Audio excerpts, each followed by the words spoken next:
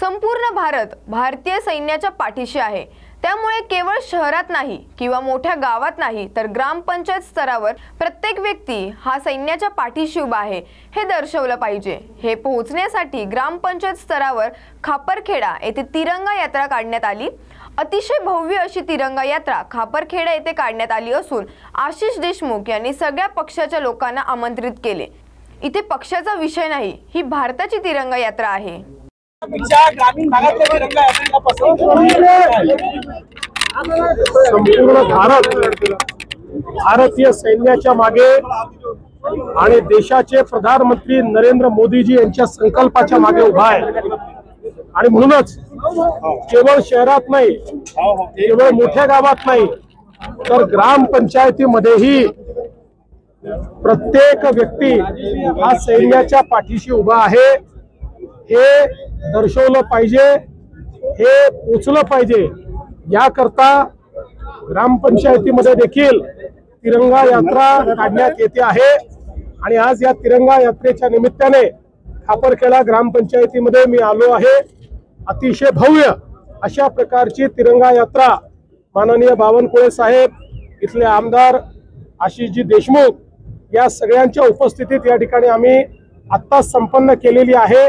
आणि लोकांचा उत्साह असा आहे की भारतीय सैन्याच्या प्रती एक प्रकारे ही जी काही भावना भारतामध्ये पाहायला मिळते, देशाचे प्रधानमंत्री माननीय नरेंद्र मोदीजी यांच्या संकल्पासोबत संपूर्ण भारत देश उभा आहे हे आपल्याला या ठिकाणी पाहायला मिळते। सगळ्या यात्रांमध्ये सर्वसामान्य लोक दिसत आहेत, पक्षाविरहित लोक दिसत आहेत। ही अतिशय आनंदाची गोष्ट आहे। इथेही आशिष बाबूंनी सगळ्या पक्षांना निमंत्रित केलं होतं आणि विविध पक्षाचे लोक हे स्वतः सम्मिलित झाले, त्यांनी स्वागत देखील केलं।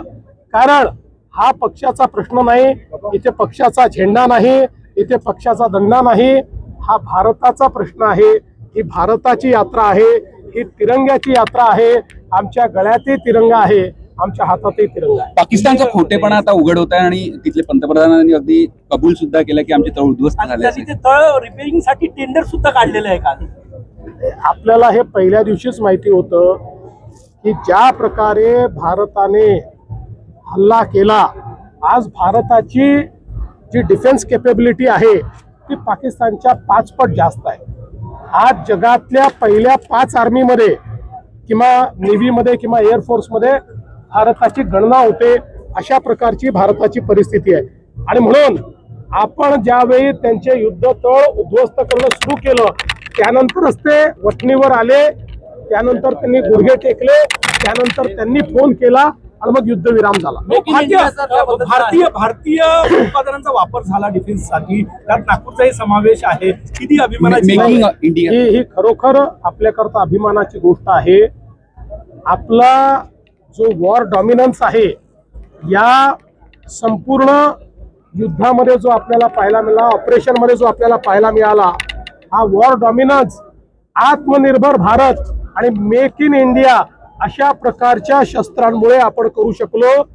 2014 साली जेव्हा देशाचे प्रधानमंत्री मेक इन इंडिया आत्मनिर्भर भारत म्हणायचे त्यावेळेस लोकांनी तो जुमला असं म्हटलं, पण आज तो आत्मनिर्भर भारत आपण बघितला, ते मेक इन इंडियाची पॉवर आपण बघितली।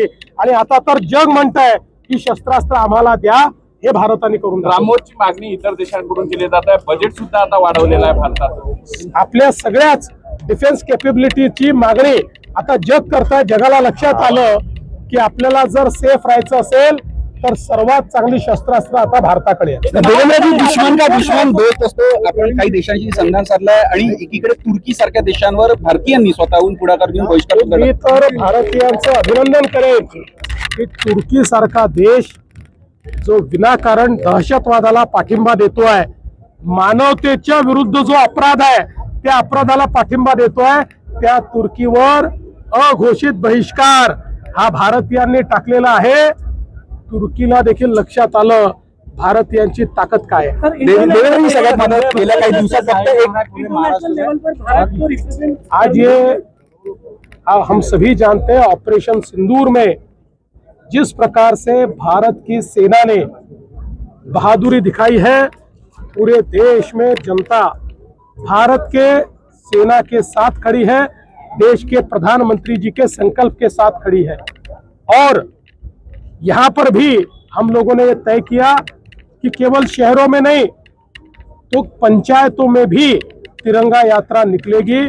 पंचायत के लोग भी सेना को धन्यवाद देना चाहते हैं, इसलिए इस खापरखेड़ा की पंचायत में हम लोगों ने ये यात्रा निकाली।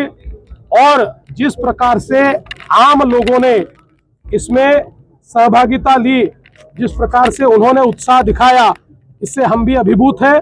बहुत अच्छा एक नियोजन ये रहा है और हमारे सेना के प्रति और हमारे प्रधानमंत्री जी के प्रति लोगों का प्रेम और लोगों का सम्मान हमको इसमें दिखाई पड़ता है। मेक इन इंडिया के तहत जिस तरह से काम विवाद कर रहे हैं, देखिए कुछ लोग ये केवल निगेटिव होते हैं, उनको न देश से कुछ लेन देन है न समाज से कुछ लेन देन है, हर चीज में राजनीति करते हैं। ऐसे राजनीति करते करते ही वो समाप्त हो रहे हैं, वो समाप्त हो जाएंगे। भारत देश महान है, महान भारत की सेवा जो करना चाहता है उसको कोई रोक नहीं सकता, न कोई पार्टी रोक सकती है, न ऐसे निगेटिव लोग। जगात देशाला मराठी विरोधात आता ती आपली जय हिंद यात्रा काढलेली आहे। जय हिंद यात्रा पहिले विरोध केला ना आता. काँग्रेसची खासियतच आहे, पण काँग्रेसने जय हिंद यात्रा काढली तर आमची अपेक्षा एवढीच आहे की राजकीय यात्रा करू नका आणि विशेषतः आपल्या सेनेवर प्रश्नचिन्ह निर्माण करू नका। कालपासनं पुन्हा एकदा राहुल गांधी जे बोलायला लागले त्यातनं आपल्या सेनेच्या प्रति त्यांचा अविश्वास हा आपल्याला पाहायला मिळतोय। आपल्या सेनेच्या प्रति ज्या प्रकारे ते अविश्वास दाखवतायत, एकीकडे सेनेवर अविश्वास दाखवायचा आणि दुसरीकडे जय हिंद यात्रा काढायची। अरे जय हिंद तेव्हाच म्हणता येईल जेव्हा सेनेच्या पाठीशी आम्ही उभे राहू शकतो। ही सर्वपक्षीय प्रतीक मराठीत राहील। खासदार संजय राऊत माध्यमांशी बोलताना काय बोलले हे आपण थेट पाहूया। काल नरकातला स्वर्ग या पुस्तकाचं प्रकाशन जोरदार पद्धतीने झालं। भारतीय जनता पक्षाच्या लोकांनी त्या पुस्तकाचं स्वागत करायला पाहिजे। जे त्या काळामध्ये भारतीय जनता पक्षात नव्हते तेच या पुस्तकासंदर्भात मला जास्त बोलताना दिसत आहे। त्यांना कोणतेही संदर्भ माहित नाही। 20 वर्षापूर्वी 25 वर्षापूर्वी काय घडलं या संदर्भात त्यांच्याकडे माहिती नाही। तेव्हा गोपीनाथराव मुंडे होते, प्रमोद महाजन असतील, एकनाथराव खडसे असतील, सूर्यभान वहाडणे होते आणि आताचे काही लोक तेव्हा मातोश्रीच्या बाहेरच्या झाडाखाली उभे राहत होते। तर आतल्या अनेक घडामोडी माहित नाही। आपण हा तुम्ही जो विषय सांगताय तो अत्यंत अलीकडचा आहे। एक लक्षात घ्या, प्रत्येक विषयावर मी माझं मत व्यक्त केलं पाहिजे असं नाही। संबंधित व्यक्तीला सेवेत घेण्यासंदर्भात एक शासकीय निर्णय झाला, त्याशिवाय ती व्यक्ती येणार नाही। पोलीस अधिकारी म्हणजे पोलीस आयुक्त त्यावेळेतले असतील किंवा अन्य कोणी असतील, त्यांच्या शिफारशीशिवाय ती सेवेत येऊ शकत नाहीत। हे साधारण माझं त्या संदर्भातलं ज्ञान आहे आणि तो शासकीय निर्णय असल्यामुळे आणि माझा शासनाशी तसा संबंध नसल्यामुळे त्याच्याविषयी मी आता मत व्यक्त करणं बरोबर नाही। पण त्रोटक माहिती मी दिली आहे। मला जे माहीत होतं मी त्रोटक माहिती दिली। जर मला पूर्ण माहिती द्यायची असती तर मी त्यात लिहिलं असतं ना। मी सविस्तर जसे इतर विषय लिहिले तसे मी लिहिले असते। पण सचिन वाजे सेवेत येऊ नये पुन्हा, सचिन वाजेंना मी चांगल्या प्रकारे ओळखत होतो। ते नोकरीत येऊ नयेत किंवा त्यांना घेतलं जाऊ नये यासाठी मी स्वतः शरद पवारांना भेटलो होतो। तेव्हा तिथे अबू आदमी होते साक्षीला, अगदी म्हणाल आता ते परत विचारतील काही लोक। मी स्वतः माननीय पवार साहेबांना तेव्हा सांगितलं की साहेब हे थोडंसं गडबडीचं होऊ शकतं। पण मला वाटतं तोपर्यंत निर्णय झाले होते, बरेचसे निर्णय झाले होते। ठीक आहे, जाऊ द्या आता काय। नाही, पण राऊत साहेब सचिन वाजे यांची पोलीस दलातली कारकीर्द वादग्रस्त होती. ख्वाजा इद्रुस प्रकरणात ते वादात होते. त्यानंतर निलंबित असताना ते शिवसेनेत IT सेलचे प्रमुख होते. फडणवीस शिवसेना भाजप सरकार जे 2014 ते 2019 होतं, ज्यात फडणवीस गृहमंत्री मुख्यमंत्री अशा दोन्ही जबाबदाऱ्या होत्या. उद्धव ठाकरे हे त्यांना फोर्समध्ये घेण्यासाठी आग्रही होते असं मला माहिती. नेहमी म्हटलं. नाही, पण नाही. फडणवीसांनी त्यांना नकार दिला. मला या आपत्कालीन परिस्थितीत 2019 नंतर कोविडच्या परिस्थितीत त्यांना घेतलं गेलं. तुम्ही जे म्हणता की समजा सचिन वाझेंना नोकरीत नसतं घेतलं किंवा त्यांना नाही घेण्यात आलं असतं तर काही महाराष्ट्रातले कटू प्रसंग टाळता आले असते. पोलीस आयुक्तांच्या शिफारशीशिवाय एक PSI नोकरी देऊ शकत नाही, एवढंच मला माहिती आहे. त्याची कोणीतरी पोलीस खात्यातून शिफारस केलेली आहे आणि त्यानंतर ते आलेले आहे. सरकारने ते रोखायला पाहिजे, तेवढंच मी म्हणतो. सरकारनं ती फाईल थांबवायला पाहिजे. आणि मी गृहमंत्री नव्हतो किंवा मी मुख्यमंत्री नव्हतो, त्याच्यामुळे मी त्याच्याविषयी आता बोलणार नाही. राऊत साहेब, आणखी काही विषय आहेत देश आणि महाराष्ट्राच्या संदर्भात विशेषतः ऑपरेशन सिंदूर संदर्भातले, की ऑपरेशन सिंदूरची माहिती देण्यासाठी भारतीय खासदारांचं, सर्वपक्षीय खासदारांचं शिष्टमंडळ हे परदेशात विविध देशांमध्ये UN ला वगैरे जाणार आहे आणि तिथे ती भूमिका मांडणार आहे. त्यात काँग्रेसचे शशी थरूर यांची नियुक्ती वादात सापडलेली आहे. काँग्रेस नेत्यांनी शशी थरूर यांचं जे नाव सरकारने त्यात टाकलेलं आहे त्यावर आक्षेप घेतलेला आहे. मुळात या संपूर्ण शिष्टमंडळामध्ये सगळ्यात नंबर 1 ची व्यक्ती कोण असेल तर ती शशी थरूरच आहे. शशी थरूर यांनी युनायटेड नेशनमध्ये असिस्टंट सेक्रेटरी जनरल म्हणून काम केलं, उत्तम काम केलं. पण आता हा विषय भारतीय जनता पक्षाने राजकीय केला. हा विषय त्यांनी राजकीय केला आणि भारतीय जनता पक्षाला प्रत्येक विषयाचं राजकारण करण्याची खाज आहे. आता तुमच्या महाराष्ट्रातले मुख्यमंत्री उपमुख्यमंत्री म्हणजे चिरंजीव आहेत ना, एका शिष्टमंडळाचे प्रमुख आहे. आता हे महाशय परदेशात जाऊन देशाची काय राजकीय केला, हा विषय त्यांनी राजकीय केला आणि भारतीय जनता पक्षाला प्रत्येक विषयाचं राजकारण करण्याची खाज आहे. आता तुमच्या महाराष्ट्रातले मुख्यमंत्री उपमुख्यमंत्री म्हणजे चिरंजीव आहेत ना, एका शिष्टमंडळाचे प्रमुख आहे. आता हे महाशय परदेशात जाऊन देशाची काय बाजू मांडणार, काय मांडणार? दहशतवादासंदर्भात मुळात इतक्या घाईघाईनं हे डेलिगेशन पाठवायची गरज नव्हती. हे माझं मत मी तुम्हाला सांगतो. विरोधी पक्षानं 2 प्रमुख मागण्या केलेल्या आहेत. पहिली मागणी आहे ती म्हणजे विशेष अधिवेशन घ्यावं. काश्मीर प्रश्न आणि ऑपरेशन सिंदूर संदर्भात एक विशेष अधिवेशन घ्यावं, ही प्रमुख मागणी विरोधी पक्षाची आहे. तुम्ही त्याच्यावरती कोणत्याही प्रकारे चर्चा करायला किंवा चर्चा घडवायला तयार नाही. आणि दुसरी जी मागणी आहे की प्रेसिडेंट ट्रम्प आणि भारतामध्ये असं काय डील झालं या सगळ्या प्रकारे त्याची आम्हाला माहिती मिळावी, ती तुम्ही द्यायला तयार नाही. आणि तुम्ही अचानक एक डेलिगेशनची घोषणा सरकार करतं. हे सदस्य ठरवले कोणी तर किरण रिजिजूंनी. किरण रिजिजू कोण? संसदीय कार्यमंत्र्यांनी त्यांच्या गोतावळ्यातली नावं काढलेली दिसत आहेत. आम्हाला विचारलं का शिवसेनेचा पाठवताना? यात तृणमूल काँग्रेस दिसते का तुम्हाला? या समाजवादी पार्टीत दिसते का तुम्हाला? यात RJD दिसते काय तुम्हाला?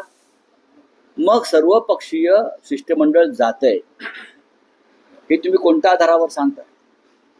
शिवसेनेचे लोकसभेत 9 सदस्य आहेत, म्हणजे एकनाथ शिंदेच्या गटापेक्षा आणि शरद पवारांच्या गटापेक्षा आमचा 1 सदस्य तरी जास्त आहे ना. मग लोकसभेतल्या आमच्या सदस्याला पाठवण्यासंदर्भात आम्हाला विचारणा केली का? खरं म्हणजे शिष्टमंडळाचं एका शिष्टमंडळाचं नेतृत्व करायची संधी आम्हाला मिळायला पाहिजे. आमचे सदस्य जास्त आहेत, याचा अर्थ तुम्ही इथे सुद्धा राजकारण करताय. त्याची हे वराड पाठवायची सरकारी खर्चाने तशी गरज नव्हती. हे वराड निघालेलं आहे कुठे युरोपला, कुठे आफ्रिकेला. काय करणार जाऊन? परदेशामध्ये आपल्या वकिला ते आहेत ना, हाय कमिशनर आहेत ना, ते काम करतायत. मग गरज काय? उगाच आपलं याचा तुम्हाला कळत नाही. तुम्ही काश्मीर प्रश्नाचं आंतरराष्ट्रीयकरण करताय. जगात तुम्ही जे घेऊन चाललेत प्रश्न, याचा अर्थ प्रधानमंत्री कमजोर आहेत. 200 देश फिरले, एकही देश पाठीशी उभा राहिला नाही, म्हणून तुमच्यावरती ही नौटंकी करण्याची गरज आली. नाही, राऊतसाहेब तुम्ही म्हणताय की या विषयाचं राजकारण केलं जात आहे. यात काँग्रेसचे शशी थरूर आहेत, तसे एनसीपी शरद पवार गटाच्या सुप्रिया सुळे आहेत. खरं तर एनसीपी अजित पवार गट हा एनडीएत आहे. असं असताना त्यांचा खासदार न समावेश करता शरद पवारांची कन्या सुप्रिया सुळे. हो, पण आमचे कुठे? आमचे 9 खासदार आहेत. हो, पण या माध्यमातून काही आमचे 9 खासदार आहेत. संकेत तुम्हाला दिसतात का? कारण अलीकडच्या काळात बीजेपी आणि एनसीपी शरद पवार गट हे एकत्र येणार, पवार किंवा सुप्रिया सुळे भाजपबरोबर जाणार, अशा अनेक चर्चा. खरं म्हणजे जे बळ मिळतं आहे का की सुप्रिया सुळे इंडिया ब्लॉकचे जे सदस्य झाले आहेत त्यांनी या वराडावर बहिष्कार टाकला पाहिजे. तुम्ही सरकारच्या ट्रॅपमध्ये सापडताय. सरकारने जे गुन्हे आणि पाप केलेलं आहे बरं का, त्याची वकिली करायला तुम्ही चाललेला. तुम्ही देशाशी वकिली करायला चाललेला नाही. दहशतवादाचा पूर्ण बिमोड करण्याची क्षमता निर्माण झालेली असताना प्रेसिडेंट ट्रम्पने एकतर्फी शस्त्रसंधी जाहीर करून पाकिस्तानच्या दहशतवादाला मोकाट सोडलं. हे तुम्ही जाऊन सांगणार आहात? विचारा प्रश्न.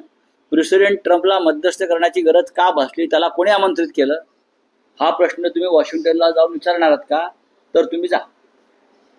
सर, हिंदी में जानना चाहेंगे सर, इससे ये शशि का नाम आया, कांग्रेस ने नाम भी नहीं दिया, डेलीगेशन उनको भेजा जा रहा है सर. देखिए, भारतीय जनता पार्टी इस मामले में भी राजनीति कर रही है. ये ठीक नहीं है. आपको अपोजिशन का समर्थन भी चाहिए और आप अपोजिशन में स्प्लिट भी करना चाहते हैं इस मामले में. ये बहुत ही गलत बात है.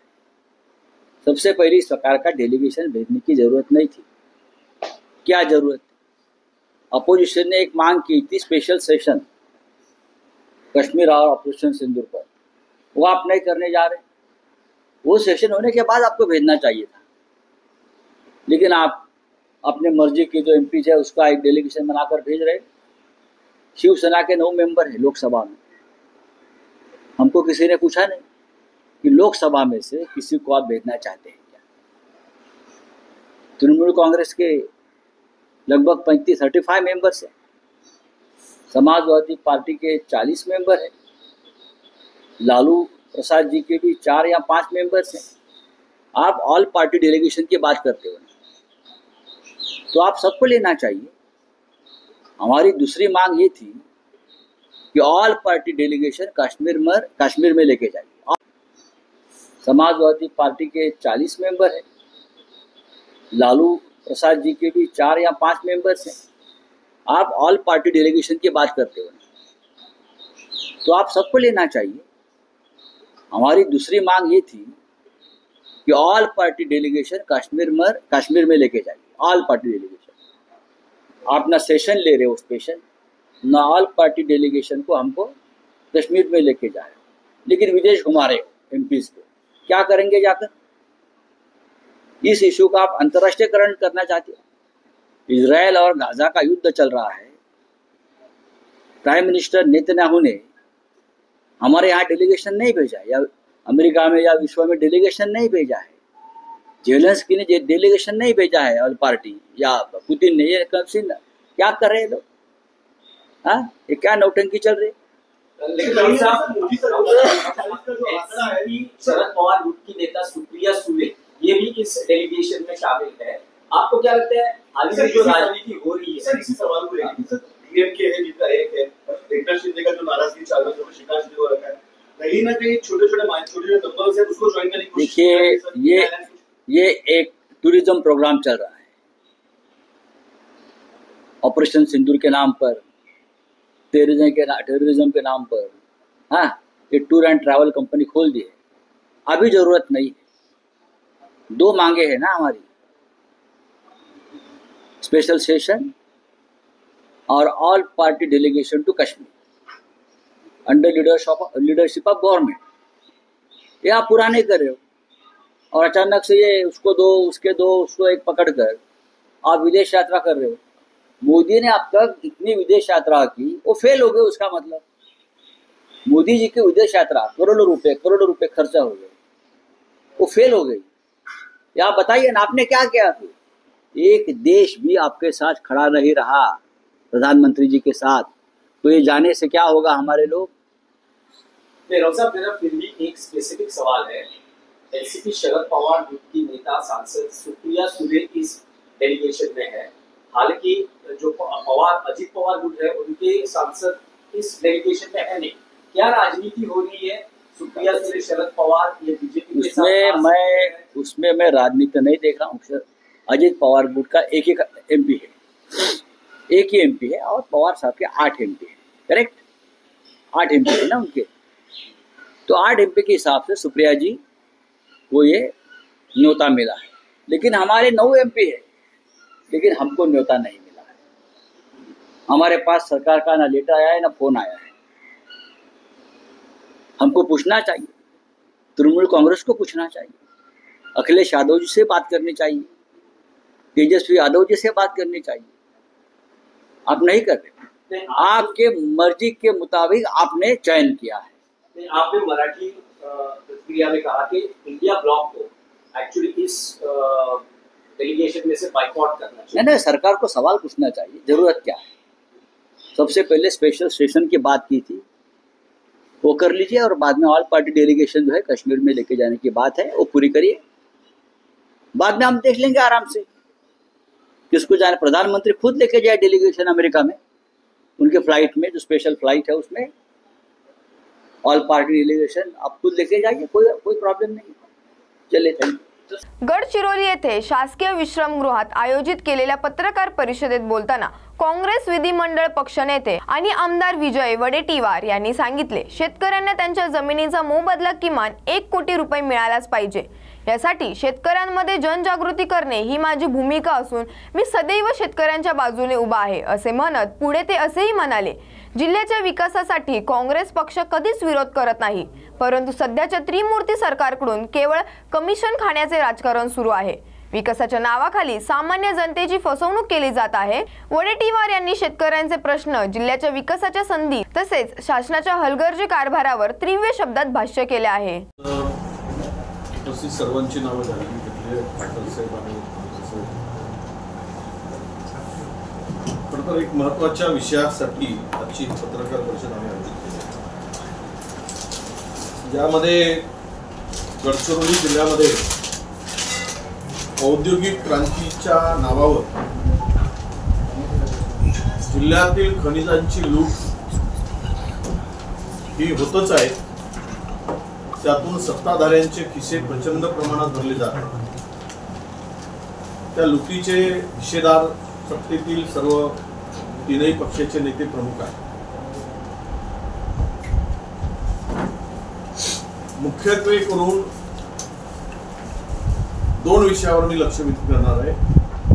एक, JSWचा मोठी इंडस्ट्री वडसा तालुक्यामध्ये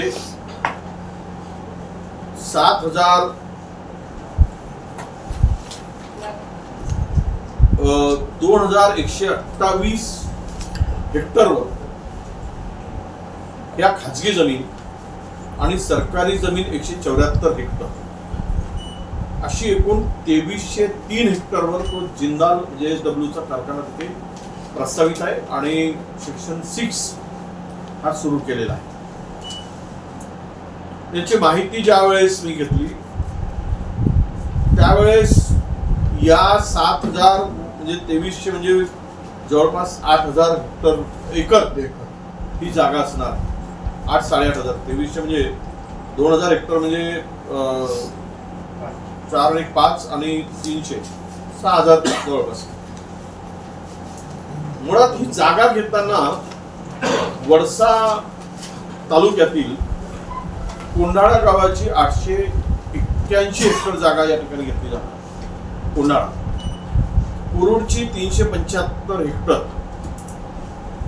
वडसा 103 हेक्टर, नैनपूर 444 हेक्टर, अगदी तुळशीची थोडी आहे 5 हेक्टर 6 हेक्टर, वडेगाव नावाचं गाव आहे 269 हेक्टर, आणि कोकडी आणि शिवराजपूर या गावातील थोडी जमीन आहे 10, 12, 15 हेक्टर, 20 हेक्टर, 40 हेक्टर. मुळात हा जमिनी घेण्यासाठी किंवा इंडस्ट्री जे उभी होते त्याला आमचा अजिबात विरोध आहे, उद्योगी आलंच पाहिजे उद्योगी. पण ही जमीन घेत असताना हे जवळपास 8 गावं पूर्ण बाधित होतात आणि या 8 गावातील 3 गावांना 4 गावांना पुनर्वसन करावं लागणार आहे. त्यांची संपूर्ण जमीन जाईल. म्हणजे या 7,000 हे जरी आता एवढी जमीन दिसत असली तरी MIDC ही 9,000 हेक्टरची असेल असं प्राथमिक त्यांनी माझ्या अधिकाऱ्याबरोबर मी चर्चा केल्यानंतर त्यांनी सांगितलेलं आहे. आणि त्यांनी जे या जमिनीचं मूल्यमापन केलेलं आहे ते असं आहे की कोंडाळ्याला 6,02,000 प्रति हेक्टरी, कुरुडला 7,64,000 प्रति हेक्टर, वर्षाला 27 लाख रुपये हेक्टर वगैरे आहे. वडसा आणि नैनपूर 27 लाख रुपये हेक्टर शहराला लागून असलेली गाव आहे. अख्खा शहराच्या लागून असलेली जमीन त्यामध्ये जाणार आहे, त्याचा नकाशा मी तुम्हाला सगळ्यांना दाखवतो. आणि वडेगाव वगैरे ते 17 आणि कोकणीची जमीन 6 लाख रुपये हेक्टर. आता याच्या आम्ही 4 पट काढली नवीन लँड एक्विजिशनच्या प्रमाणे, तर कोंडाळीच्या लोकांना 24 लाख रुपये हेक्टर प्रमाणे पैसे मिळतील. 24 लाख रुपये हेक्टर हे प्रति हेक्टरी दर आहे. माझ्याकडे चार्ट आहे, गव्हर्नमेंटचं चार्ट. ही सगळी माहिती गव्हर्नमेंटकडून सांगलेली आहे आणि यावेळी माझं लक्ष होतं. आणि कुरुडच्या लोकांना 728 म्हणजे 30 लाख रुपये हेक्टर हे जमिनीचे दर मिळतील. म्हणजे एकरी जर काढला आपण एक साधारणतः 12 लाख रुपये एकर या जमिनीचे दर मिळणार. ही संपूर्ण जमीन सिंचनाची जमीन आहे, भाताचं पीक घेणारी जमीन आहे, पिट्याडोहच्या क्षेत्रामध्येही येणारी जमीन आहे. आमचा कोणाचाही विरोध मला वाटते काँग्रेस पक्षाचा जमीन देण्यासंदर्भात अजिबात नाही, असं नक्की आहे. परंतु JSWचा आतापर्यंतचा शिरस्ता असा राहिला की हा चौकीदार आणि तिथले मर्यादित लोक कामावर ठेवतो आणि बाकी सगळा काम बाहेर चालतो. हा एक विषय. दुसरा विषय की ही जी दरं दिली या दराने ही संपूर्ण जमीन घेतली तर शेतकरी पूर्णतः उद्ध्वस्त होतो. भूमिहीन प्रचंड मोठ्या प्रमाणात म्हणजे 8,000 एकर जमीन घ्यायची म्हणजे शेकडो हजार किमान 1,000 शेतकरी तरी या 7-8 गावातील उद्ध्वस्त होणार. आणि ह्या जमिनीची आत्ता गरज काय, मूळ प्रश्न काय येतो की इन्व्हेस्टमेंट 1 लाख कोटी येणार असं जरी सरकार सांगत असेल पण ती टप्प्याटप्प्याने यासाठी म्हणतो की पूर्वीची इन्व्हेस्टमेंट 5,000 कोटीची येईल तर 5,000 कोटीसाठी लागणारी 500 एकर जागा तुम्ही पहिले संपादित करा. तुमची इन्व्हेस्टमेंट 10,000 कोटीची येईल पुढच्या 2 वर्षात 3 वर्षात तर तेवढी जागा एक्वायर करा. पण ही जागा सस्त्यामध्ये एक्वायर करून जिंदालला देण्याचं काम आणि त्यानंतर या जमिनीची किंमत तो हळूहळू तो 10-15 वर्षामध्ये 1 लाख कोटी रुपये आणेल. मग तू 10 वर्षांनी ती जमीन घे ना. त्यावेळेस जमिनीची किंमत 1 लाख कोटी असेल 10 वर्षांनी 12 वर्षांनी. पण ती शेतकऱ्याला आता उद्ध्वस्त करून की आत्ताच एवढी जमीन घ्यायचं आणि त्या जिंदालच्या माती मारायचं. आमची मागणी अशी होती याच्यामुळं की इथे कच्चा माल आमचा येणार आहे ते त्याच्यावर येतो मी, त्याच्यात काय गोंधळ आणि गोळ आहे आणि यांची पोटा कशी भरणार आहेत, महिन्याला किती रुपये हे सगळे 3ही पक्षाचे लोक खाणार आहेत त्याचं मी सांगतो. त्याचं कॅल्क्युलेशन मी काढलेलं. उगीच कोणी काही या जिल्ह्यावर लक्ष आणि कृपादृष्टी ठेवायसाठी आमच्या जिल्ह्याकडे लक्ष असं काही समजण्याचं कारण. नंतर मी कोणसरीकडे पण येतो. कोणसरीत काय होणार ही विषय मी यासाठी ठेवतोय. विकासाच्या नावावर या माणसाला स्थानिक उद्ध्वस्त करून ही मंडळी, राजकीय मंडळी आणि इंडस्ट्रियल मंडळी, बाहेरचे लोक हे मिळून एक रॅकेट तयार करून आमच्या लोकांना उद्ध्वस्त करायचा वेळा उचलला. याचं कारण असं आहे, पहिला कारण की आम्हाला जर जमीन तुम्हाला हवीच असेल घ्या, पण आम्हाला पर्यायी जमीन त्या शेतकऱ्यांना इंदापूर तालुक्यातील श्री छत्रपती सहकारी साखर कारखान्याच्या पंचवार्षिक निवडणुकीसाठी मतदान होत आहे। राज्याचे माजी सहकार मंत्री हर्षवर्धन पाटील यांनी या कारखान्यासाठी ब वर्गातून मतदानाचा हक्क बजावला आहे। यावेळी हर्षवर्धन पाटील आणि अजित पवार एकत्र आल्याचं पाहायला मिळत आहे। बारामती आणि इंदापूर तालुक्याच्या दोन्ही कारखान्याच्या कार्यक्षेत्रामधला क्षेत्रामधला कारखाना आहे आणि इंदापूर तालुक्याच्या या कारखान्याचा वर्गामधून मी प्रतिनिधी म्हणून मतदानाचा अधिकार बजावण्यासाठी आज या ठिकाणी आलेलो आहे। राष्ट्रवादी काँग्रेसला एकही जागा मिळाली नाही असं तालुकाध्यक्षांनी पत्रकार परिषद घेऊन सांगितलं होतं। एकंदरीत काय आपली मागणी होती का? मुळात सहकारामध्ये कुठला पक्ष वगैरे काय नसतो, इथं सर्वच एकत्रित येऊन पॅनल केलेलं आहे। कारण आपण बघताय सगळीकडेच महाराष्ट्रातली सहकारातली साखर कारखानदारी अडचणीत आलेली आहे। ऊस पिकवणारा शेतकरी अडचणीत आलेला आहे, साखर कारखान्यामध्ये काम करणारे कामगार पण अडचणीत आलेले आहेत। त्यामुळे अशा वेळेस साखर कारखान्यामध्ये किंवा सहकारी चळवळीमध्ये कुठल्याही प्रकारचं राजकारण न आणता शेतकऱ्याच्या आणि कामगारांच्या हिताकरता आपण एकत्र येऊन ह्या संस्था व्यवस्थित चालवत। आम्ही पण काही कारखाने चालवतो, तिथं पण अडचणी खूप आहेत, महाराष्ट्रात अडचणी खूप आहेत आणि मला असं वाटतं की शेतकऱ्याचं आर्थिक परिवर्तन करणारी कारखानदारी असली सर्वच नेत्यांनी सर्वच राजकीय पक्षाच्या पुढाऱ्यांनी आपापले राजकीय मतभेद राजकीय पक्षाचे विचार बाजूला ठेवून शेतकरी आणि कामगार हे डोळ्यासमोर ठेवून या पद्धतीने पृथ्वीराज जाचक बापूंच्या नेतृत्वाखाली या निवडणुकीमध्ये सर्वांनी त्यांना साथ द्यावी आणि कारखाना चांगल्या स्थितीमध्ये आणण्यासाठी सर्वांचं सहकार्य असणं गरजेचं आहे। त्या भावनेतनं आम्ही आज या ठिकाणी मदत करतो। राज्याच्या राजकारणात आपला अनुभव मोठा आहे। एकंदरीत काल संजय राऊत यांचं नरकातलं स्वर्ग हे पुस्तक प्रकाशित झालेलं आहे, त्यात मोठे गोप्यस्फोट करण्यात आलेले विशेषतः जे अमित शहा यांच्याबद्दलचं खून प्रकरणात आरोप करण्यात आलेला, नरेंद्र मोदी यांच्या संदर्भातला आरोपी होते हत्याकांडात तो आरोप करण्यात आला। कसं बघताय बाबीकडे? नाही, ते पुस्तक मी काय पाहिलेलं नाही आहे। पुस्तकाचं प्रकाशन झालं एवढं कळलं, ते आपल्या माध्यमातूनच कळलेलं आहे। ते सगळं पुस्तक वाचेल आणि वाचल्यानंतर माझी प्रतिक्रिया देईल। आज तुम्ही आता उपमुख्यमंत्री अजित पवार तुमची मतदानाच्या दिवशी भेट झाली काय करता? काय नाही, नेहमीच भेट होती। काय ते आले ते म्हणले आमच्या पॅनलला मतदान करा, मला आमचं तुमचं काय म्हणलं शेतकऱ्यांचं पॅनलवरून भेट घेतं की काय नाही। पवार साहेबांच्या उपस्थितीत काल प्रकाशित झालं। पवार साहेबांच्या उपस्थितीत काल प्रकाशित झालं। आता ते प्रकाशनाचा समारंभच होता आणि त्यामुळं त्यांनी पवार साहेबांना प्रकाशन करण्यासाठी बोलवलं। भाऊ, आता जिल्हा परिषदेच्या निवडणुका थोड्याच दिवसात होणार आहेत, पंचायत समितीच्या होणार आहेत, तर आपण राष्ट्रवादी काँग्रेस शरदचंद्र पवार पक्षाचे नेते या दृष्टीने म्हणजे काय आपली काय भूमिका राहील?